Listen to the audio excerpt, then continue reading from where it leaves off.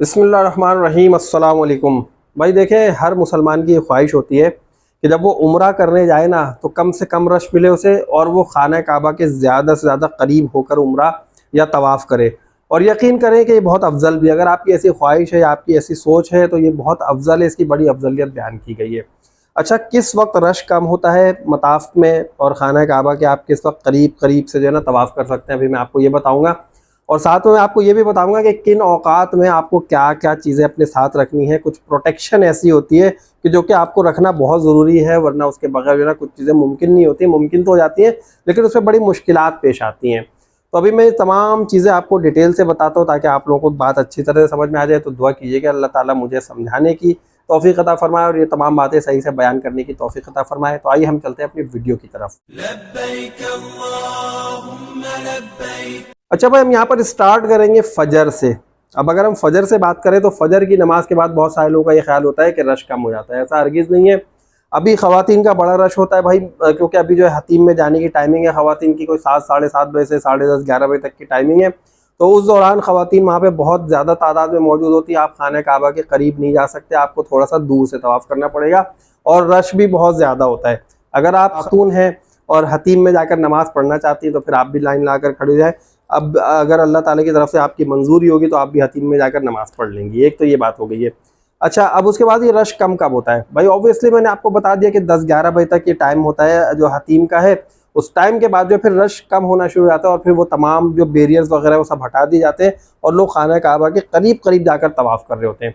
अब यहाँ पर कुछ मैं आपको इंस्ट्रक्शंस देना चाहूँगा। देखिए, बात यह है कि जिस वक्त की मैं बात कर रहा हूँ कि 11 बजे का टाइम है या 11:30 या 12 बजे का टाइम है, इस वक्त जो धूप है ना वो बड़ी पीक पर होती है और बहुत तेज़ गर्मी होती है। वहाँ पर आपको सहन तो बड़ा ठंडा मिलेगा, आपको ऐसा लगेगा कि आप जो है बर्फ़ पे चल रहे हैं। आप यकीन करें, बहुत ठंडा सहन होता है। बर्फ़ का मतलब ये नहीं है, मैं सिर्फ एक मुशाबे कर रहा हूँ।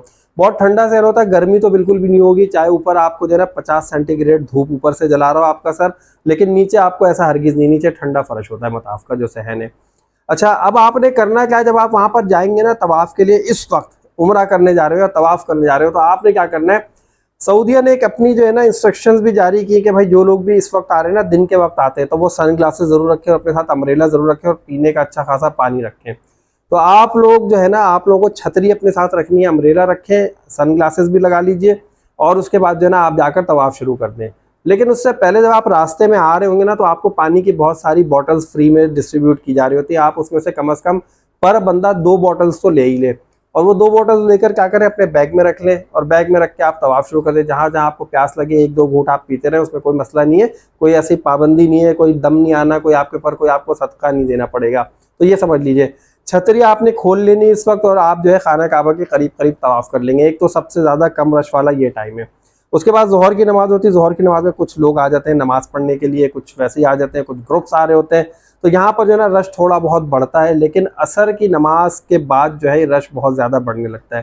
तो आपको जो रश जो कम मिलेगा ना वो इसी टाइम में मिलेगा जो धूप वाला टाइम होता है। तो अगर आप बेयर कर सकते हैं, धूप को बर्दाश्त कर सकते हैं, तो फिर आप ज़रूर जाएँ। ये तमाम प्रिकॉशंस के साथ जाएँ, छतरी ले जाएँ, सन ग्लासेस ले जाएँ, पानी ले जाएँ और साथ में जो है ना आप अपनी एक स्प्रे बॉटल भी ज़रूर रखिए। अगर आप फैमिली के साथ जा रहे हैं ना या आप खुद भी जा रहे हैं इंडिविजुअल या 2-3 लोग जा रहे हैं, तो एक स्प्रे बॉटल ले लीजिएगा वहाँ से किसी बकाला शॉप से और उसमें जो ना आपने ठंडा ज़मज़म भर लेना है। आप यकीन करें, जब आप जाएंगे ना तो बाहर बहुत सारे डिस्पेंसर लगे हैं, किंग फाहद गेट के पास, किंग अब्दुल अजीज़ गेट के पास, या अगर आप वहाँ नहीं हो, आप मताफ में आ गए नीचे, तो आप सही वाले एरिया में चले जाएं। उस दरवाजे के अंदर जैसे ही आप दाखिल होंगे वहाँ पे आपको ठंडे ठंडे डिस्पेंसर लगे होंगे ज़मज़म के, उससे आपने स्प्रे बॉटल को भर लेना है। और जब आप घूम रहे हैं और तवाफ़ कर रहे हैं, आपको ऐसा लग रहा है कि टेम्परेचर ज़्यादा है, तो आप स्प्रे बॉटल से ना पानी का स्प्रे खुद भी करें, आसपास के लोगों को भी करें, नेकियां भी कमाते रहे। तो इससे ये होगा कि भाई जो लोगों का टेम्परेचर है वो भी कम होता रहेगा, आपको नेकियां भी मिलती रहेंगी। तो एक तो ये तरीक़ाकार मैंने आपको बता दिया।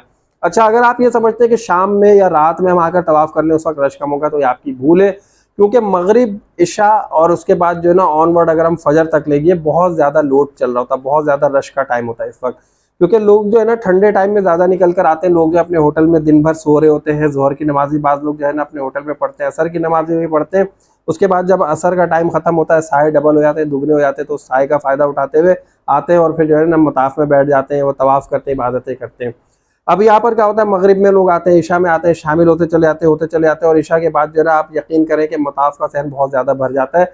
लोग फिर वहीं तहज्जुद पढ़ते हैं, फजर पढ़ते हैं, फिर तवाफ़ करते हैं खाने काबा का और उसके बाद फिर निकल जाते हैं। तो ये बड़े रश का टाइम होता है। तो अगर आपको रश से बचना है तो आप इस वक्त जाएं। ये जितनी भी टाइमिंग्स मैंने आपको बताई हैं, अगर आप इसको वेरीफाई करना चाहते हैं अभी भी जो है ना, आप मक्का लाइव टीवी देखें। और ये मक्का लाइव सिर्फ यहाँ नहीं देखें, जब आप वहाँ रहे ना उम्रे पे जाएं तो आप उस वक्त भी ज़रूर देखा करें। आपको एक तो उससे भी हेल्प मिल जाएगी कि किस वक्त जो है ना मताफ में रश कम है, तो उस वक्त भी आप जा सकते हैं।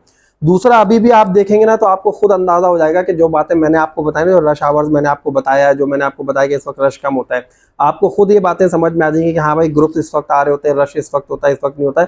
वो सारी चीज़ें आप जो है ना लाइव खुद देख रहे होंगे, तो जाकर वो भी ज़रूर देख लीजिएगा। और जब वहाँ जाए तो वहाँ भी ये लाइव टीवी ज़रूर देखिएगा। अगर आप ये समझते हैं कि आपके साथ छोटे बच्चे हैं और आप धूप में नहीं जा सकते तो ठीक है, इस चीज़ को हम समझ सकते हैं।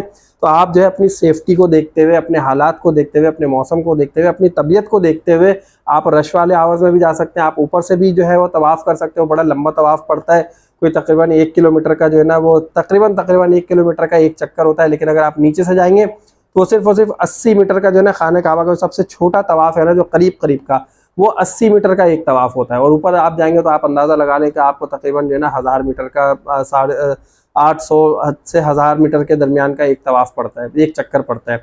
तो बहरहाल ये मैंने आपको बता दिया, आपको मैंने सेफ्टी प्रिकॉशंस भी बता दी कि भाई आप जो है किस वक्त जाएं और किस वक्त ना जाएं।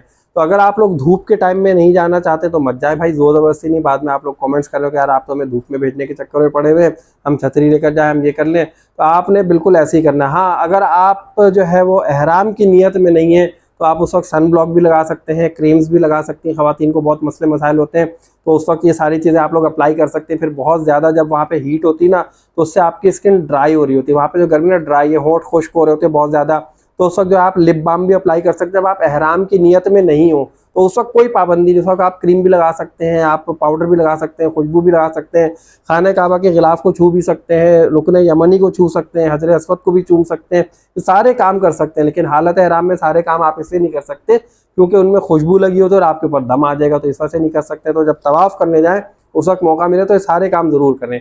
उम्मीद है वीडियो पसंद आएगी भाई। वीडियो को जल्दी से लाइक करें, चैनल को जिन दोस्तों ने सब्सक्राइब नहीं किया आप जल्दी से प्लीज़ सब्सक्राइब कर दीजिए। और नेक्स्ट वीडियो तक के लिए मुझे इजाज़त दीजिए। अल्लाह हाफिज़।